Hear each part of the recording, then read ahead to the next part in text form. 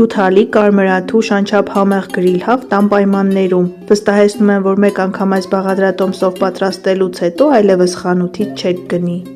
Պատրաստվում է շատ հեշտ, մատչելի տարբերակով, արդյունքը ստացվում է անթերի։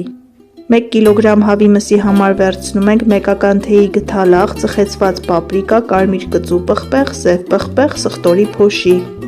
Համեմունքները մի լավ խառնում ենք և միսը բոլոր կողմերից համեմում ենք, այսպես ասած մի լավ մերսում ենք։ Թողնում ենք մարինացվի առնվազն 1 ժամ, ամրացնում ենք թևիկներն ու բդիկները, դնում ենք ճարպաճեռոցի մեջ և ցողում ենք մի փոքր բուսայուղով։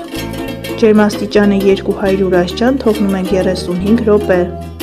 17 րոպե անց հանում ենք, շրջում ենք, այս անգամ դնում ենք ջեռոցը, թողնում ենք մինչև պատրաստ լինելը։ Արդյունքում ստացվում է հյութալի, կարմրաթուշ, ծխեցված համով հավի գրիլ, որից հրաժարվելը գրեթե անհնար է։ Մատուցում ենք գրիլ հավը և անուշ ենք անում։ Բարի ախորժակ։